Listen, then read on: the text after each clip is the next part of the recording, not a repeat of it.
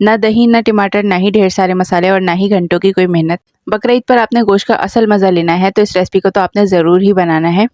बिस्मिल्लाहिर्रहमानिर्रहीम, अस्सलाम वालेकुम। आज मैं आप सबके लिए पेशावर के मशहूर ट्रेडिशनल नमकीन गोश्त की रेसिपी लेके आई हूँ। ईद के दिनों में स्पाइसी फूड से हटकर कुछ अलग से खाना है तो पेशावरी नमकीन गोश्त से बेहतर और कोई रेसिपी हो ही नहीं सकती। हमारे नॉर्मल रूटीन के खानों से हटकर सिर्फ 2 से 3 इंग्रेडिएंट से ही बहुत लजीज बनता है। तो चलिए फिर कम स्पाइसेस के साथ डिलीशियस सी रेसिपी को बनाना स्टार्ट करते हैं। पेशावरी नमकीन गोश्त बनाने के लिए मैंने यहाँ पर 1 केजी मटन लिया है। ऑथेंटिक नमकीन गोश्त सिर्फ मटन या फिर लैम्प में ही बनाया जाता है, बट अगर आप इसको बीफ में बनाना चाहें तो वो भी ले सकते हैं। इस रेसिपी के लिए रूखा गोश्त आपने नहीं लेना है, थोड़े फैट के साथ मिक्स गोश्त लेना है। अब जैसे मैंने थोड़ा चिकनाई और बोन्स के साथ मीट लिया है। बोन्स ऐड करने से ये बहुत टेस्टफुल बनेगा।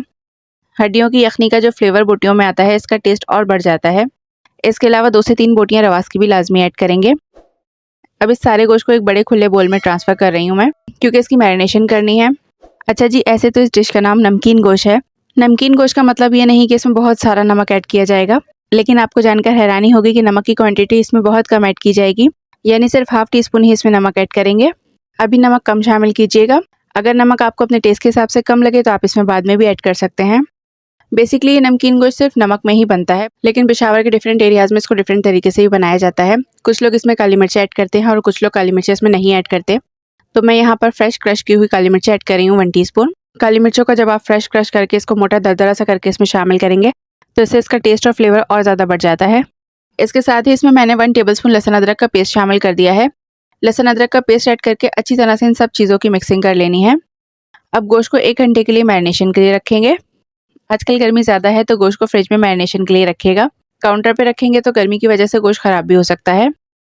यहाँ पर देखिए, गोश्त को मैरिनेशन के लिए रखे हुए मुझे तकरीबन 1 घंटा हो चुका है। अब इसकी कुकिंग स्टार्ट करते हैं। मैं इसको एक खुली पतीली में बना रही हूँ। आप इसको प्रेशर कुकर में बनाना चाहें तो भी बना सकते हैं। पैन में 2-3 टेबलस्पून ऑयल ऐड करेंगे। इसके साथ ही इसमें मैरिनेटेड गोश्त ऐड कर देंगे।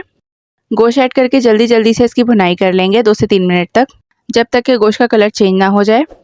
आप लोगों में से जो लोग मेरे चैनल पर फर्स्ट टाइम आए हैं और उन्होंने अभी तक मेरे चैनल को सब्सक्राइब नहीं किया है तो चैनल को जल्दी से सब्सक्राइब कर दें। देखिए, यहाँ पर गोश्त की मैंने अच्छी तरह से भुनाई कर ली है। अब इसमें कटी हुई 2 मीडियम साइज़ की प्याज शामिल करेंगे। साथ ही 1 टीस्पून जीरा पाउडर ऐड करेंगे। 2 से 3 बार स्पून चलाकर अच्छी तरह से मिक्स कर लेंगे। अब इसमें 4 ग्लास के करीब पानी शामिल करेंगे।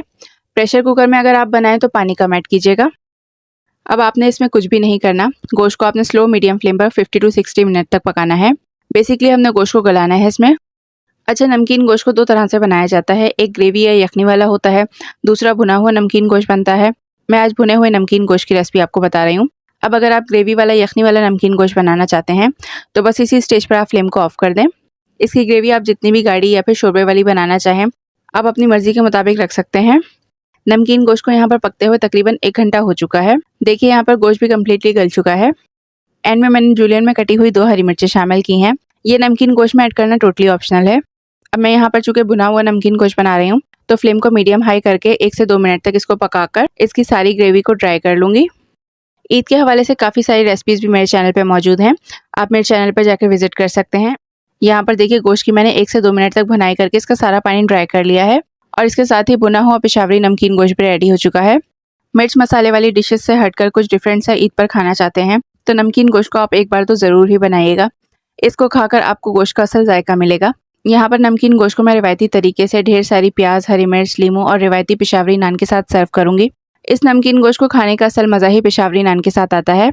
तो देखा आपने, कम मिर्च मसालों और सिर्फ 5 से 7 मिनट की मेहनत से कितने आसानी से पेशावरी नमकीन गोश्त बन के रेडी होता है। ये देखिए माशाल्लाह कितना अच्छा गोश्त गला हुआ है, बोटी का रेशा रेशा अलग है और ये जो रवास का फैट हमने इसमें ऐड किया है ये भी रोटी से ही खाया जाता है। तो इस ईद पर इस डिफरेंट सी नमकीन गोश्त की रेसिपी को ज़रूर बना के ट्राई कीजिएगा और मुझे अपनी फीडबैक भी ज़रूर दीजिएगा कि आप सबको मेरे आज के पेशावरी नमकीन गोश्त की रेसिपी वीडियो कैसी लगी। रेसिपी वीडियो पसंद आई हो तो वीडियो को लाइक करके फ्रेंड्स और फैमिली के साथ शेयर करना मत भूलिएगा। नेक्स्ट रेसिपी वीडियो तक के लिए अल्लाह नेगेवान।